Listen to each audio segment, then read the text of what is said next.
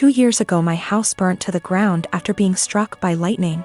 Thankfully it was during the day, so our 3 kids were at school and my husband and I were at work.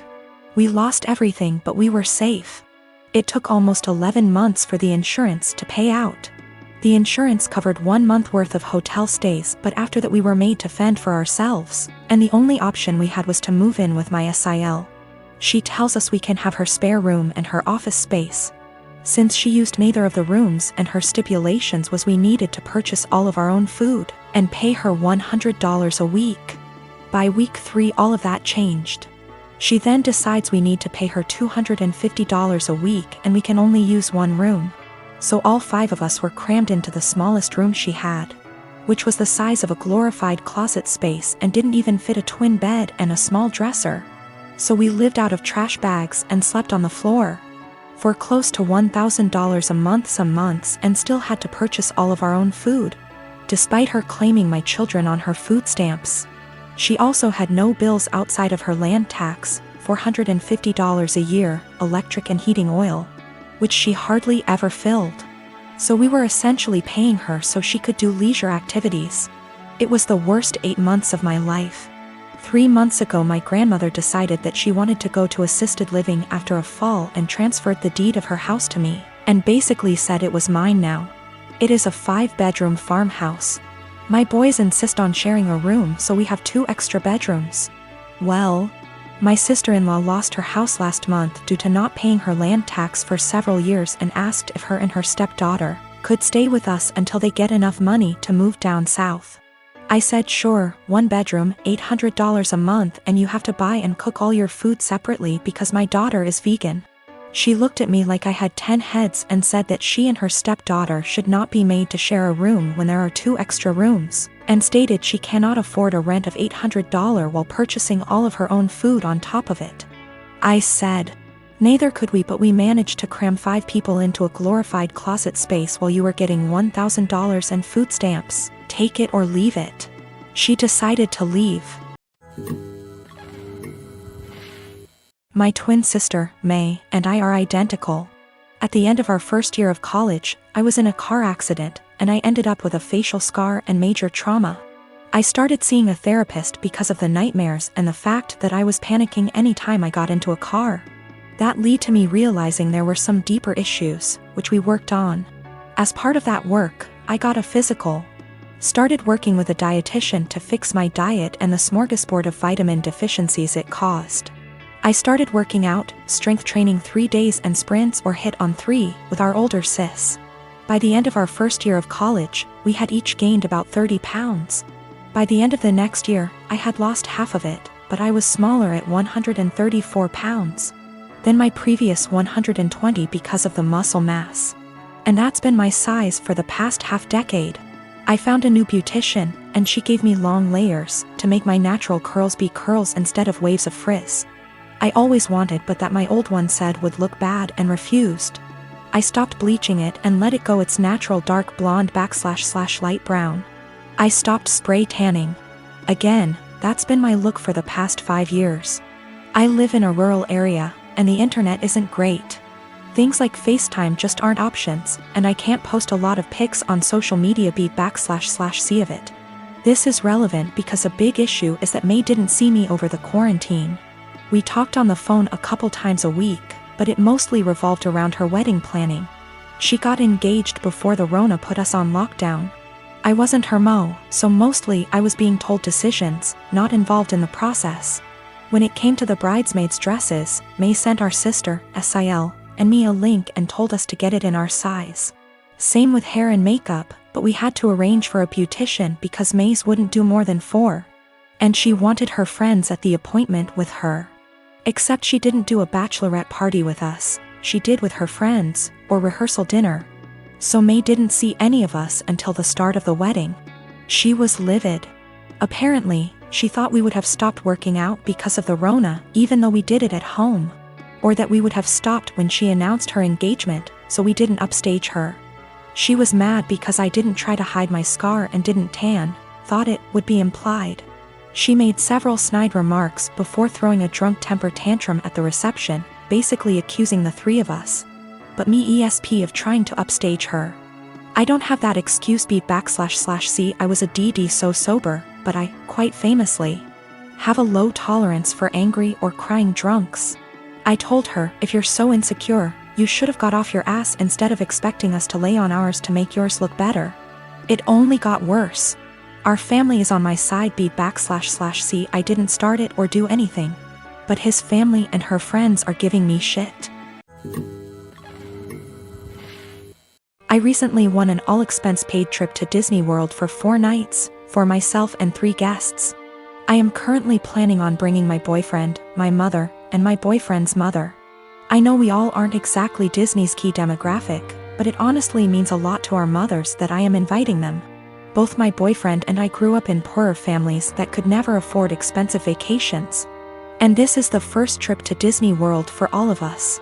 I know this is probably the only opportunity our mothers will ever have to go to Disney. And for now they are both in good enough health to still enjoy the rides. The problem is with my cousin, Jane, who has been hounding me to take her 5-year-old daughter, Kelly, instead of my boyfriend's mother. I know, what kind of monster am I for not wanting to bring a little girl to the place where dreams come true? Except Jane's family has already been to Disney World twice, most recently earlier this year in February. My cousin has done very well for herself. She runs a successful photography business, and her husband is an engineer. They are definitely able to afford their own vacations. If Jane wasn't so well off, I probably would consider taking Kelly if I thought I was giving a little kid a once-in-a-lifetime experience. But I'm not. She's already been twice and she's only 5. Our mothers have been 0 times. Jane's only rationale for wanting me to take her daughter seems to be that Disney is meant for kids. It's weird to go with only adults.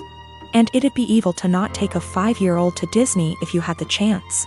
There's also the issue of Kelly herself. She's not a completely terrible child, but she's whiny and throws tantrums regularly. I don't really want to spend a week with that. Also, what if she gets homesick? What if she gets actually sick? What if she gets lost?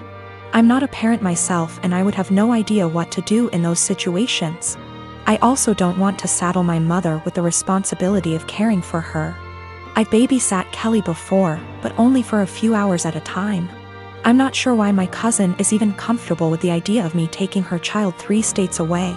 We are in North Carolina, so it's not like Orlando is just a short drive down the road if something happens. I tried telling Jane I'm not comfortable bringing Kelly, and she just said this is a good opportunity to find out what being a parent is like. What? She's almost acting like I'm not serious about not bringing Kelly, and I'm just pretending I don't want to bring her. It's really weird. Jane and I have always been very close, like we are sisters. And I'm afraid this has the potential to ruin our relationship once it comes to a head. What is the best way to tell her no without sounding like an evil child hater, or am I being selfish for not taking a kid to Disney? Boyfriend and I have been together for 6 years, work our day jobs together, and also run a side business together. He's my best friend, and despite managing to get past and through a lot together, he hasn't proposed. His family is starting to pressure us to get married, but he said he hasn't decided yet. He has said that he wants to get married and have a ton of kids, so what he means is, he hasn't decided if he wants to marry me. My ego is a little hurt.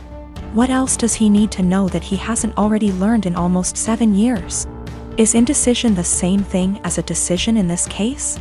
We both started therapy separately very recently to work through some trauma and cope with anxiety.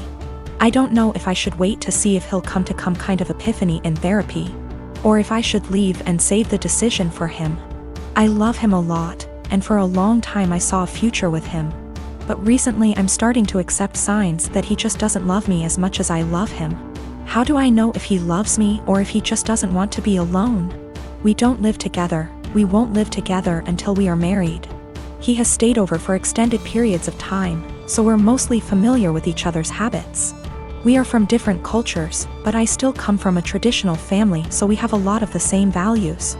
I just consider myself to be more independent. I am very uncomfortable with the idea of an ultimatum. I don't like the idea of forcing someone to make a decision out of fear or because they're backed into a corner. My communication skills are something that I'm pretty proud of, to be honest, but it's something that he struggles with. And that's one thing he wants to work on in therapy. I'm working on not projecting my fears of insecurity onto our relationship, even when he isn't communicating properly. He picked me up and I told him that after the conversation with his family, I've been feeling really insecure in our relationship. And if he's unsure if he wants to marry me, I need to know what he's unsure about. I said if we want to have kids, I really can't wait forever. He says that he is sure he wants to marry me, and he might have had a plan to propose. But when I came over, his family completely blindsided him, and now it's awkward, like they've spoiled it. I told him maybe he needs to think about if what we have is what he wants. I just feel it shouldn't be this complicated. Maybe I'm just jaded and bitter at this point and nothing will make me happy. I do believe him. He wouldn't drag me along just for the fun of it. I love him, and our lives are so wrapped up, it's very hard to leave, even if I wanted to. I just wish I could read his mind. I wanted to talk to my therapist before I made any decisions. We both had appointments the following day, and in my session she asked me if I thought I was ready for marriage. I said of course. I've known I wanted to marry him since I asked him to move out with me. 2 years into the relationship and he turned me down. She responded by rephrasing the question. She said she isn't asking if I want to marry him, but rather, is the way I currently feel about myself. The way I handle my problems and my anxiety, and the way my boyfriend and I communicate. Is the way I feel in my relationship the way I want the rest of my life with this man to be? No way came out of my mouth way before I even processed it. Stressed was in my brain in big, bold, yellow letters. Right now I need to continue to work on my issues in therapy and learn what the best version of myself is like before I'm ready to commit to whatever future version of our lives together looks like. I've only been going for 2 months so far, and I've already seen a huge improvement in my ability to handle stress and my self-worth.